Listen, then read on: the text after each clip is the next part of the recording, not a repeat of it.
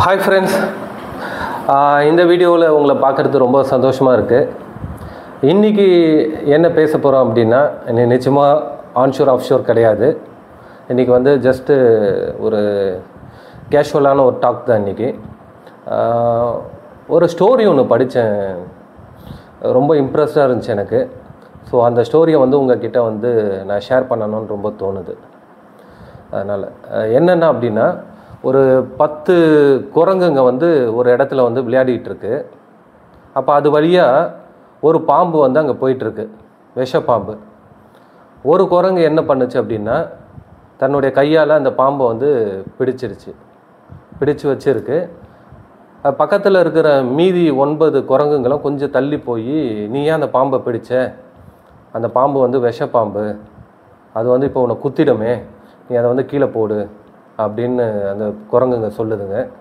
இப்போது இந்த பிடித்த குரங்கு வந்து ரொம்ப பயப்படுது, இதை எப்படி கீழே போடுறதுன்னு தெரியாமல். ஏன்னா கீழே போட்டோம்னா நம்மளை குத்திட்டோமோன்னு சொல்லிட்டு அது என்ன பண்ணுதுன்னா அந்த பயத்திலேயே வந்து பிடிச்சிக்கிட்டு இருக்கு. அப்போது பிடிச்சிக்கிட்டு இருக்கும்போது அந்த குரங்கு சொல்லுது 9 குரங்குகிட்ட, எனக்கு வந்து உதவி பண்ணுங்க, யாராவது வந்து இதை வாங்கிக்குங்க அப்படின்னு வந்து அது சொல்லுது. அது சொல்லும்போது அந்த கூட இருக்கிற 9 குரங்களும் சொல்லிச்சு, இல்லை இல்லை, அதெல்லாம் நாங்கள் பிடிச்சோம்னா எங்களை குத்திடும், அதனால் நீயே உன்னை பார்த்துக்கோ அப்படின்னு சொல்லிவிட்டு அந்த இடத்த விட்டு அந்த 9 குரங்குங்களும் போயிடுச்சு. இது பயத்திலேயே அந்த பாம்பை பிடிச்சிக்கிட்டு ரொம்ப நேரம் உட்காந்துட்டு இருக்கு. அப்போ அது வழியாக அந்த இடத்துல வந்து ஒரு சாமியார் வந்து நடந்து போயிட்டுருக்காரு. இந்த குரங்கு வந்து அந்த சாமியாரை பார்த்துட்டு, ஐயா இங்கே கொஞ்சம் வாங்க அப்படின்னு கூப்பிடுது. அப்போ அந்த சாமியார் வந்து கிட்ட வராரு. கிட்ட வந்த உடனே அந்த குரங்கு கிட்ட, உனக்கு என்ன வேணும் அப்படின்றாரு. இந்த குரங்கு சொல்லுது சாமியார்கிட்ட, இந்த கையில் வந்து இந்த பாம்பு பிடிச்சிக்கிட்டு இருக்கேன், எனக்கு கொஞ்சம் ஹெல்ப் பண்ணுங்க, இந்த பாம்பு வந்து கொஞ்சம் கீழே பிடிச்சு விட்டுருங்க, இல்லைன்னா நான் விட்டேன்னா என்னை குத்திடும் அப்படின்னுது.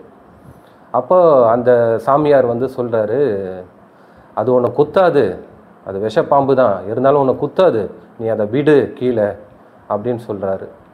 பட் இந்த குரங்கு வந்து கேட்கல, இல்லை நான் விட மாட்டேன், அது விட்டால் என்னை குத்திடும் அப்படின்னு சொல்லும்போது அந்த சாமியார் சொல்கிறாரு, நீ கையிலேயே பிடிச்சிக்கிட்டு இருக்கல ரொம்ப நேரம், அந்த பாம்பு எப்பயோ செத்து போச்சு, அதனால் நீ கீழே விடு, செத்து போன பாம்பை தான் பிடிச்சிருக்க அப்படின்னதுக்கப்புறம் இந்த குரங்கு என்ன பண்ணுச்சுன்னா, அந்த பாம்பை வந்து தன்னுடைய கையில் இருந்து எடுத்து கீழே வந்து விடுது.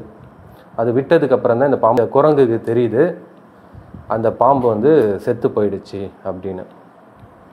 ஸோ இதிலேருந்து நான் இதிலேருந்து உணர்ந்தேன் அப்படின்னா, ஏதோ ஒரு பிரச்சனை, அந்த பிரச்சனையை வந்து நமக்குள்ளே அது வச்சு நம்ம கம்ப்ரஸ் பண்ணிவிட்டு, அது லாஸ்ட்டாக பார்த்தீங்கன்னா அந்த பிரச்சனை வந்து எக்ஸ்பைர்டு பிரச்சனை, செத்து போன பிரச்சனையாக கூட இருக்கும். அதனால் நம்ம வந்து அந்த பிரச்சனை பெருசுன்னு நினச்சிக்கிட்டு இருப்போம். இதனால் இப்போ அது ஒன்றும் இல்லைன்னு சொல்லிவிட்டு அதை தூக்கி வெளியே போடுங்க, நம்ம வாழ்க்கை வந்து பிரகாசமாக இருந்துகிட்ருக்கோம்.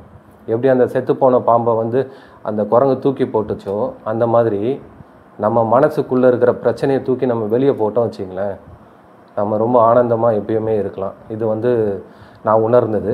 ஸோ இந்த கதை படிக்கும்போதே, இதோட முடியலை, இந்த கதை படிக்கும்போதே ஒரு 15-20 நாள் முன்னாடி எனக்கு ஒரு இன்சிடெண்ட் நடந்துச்சு.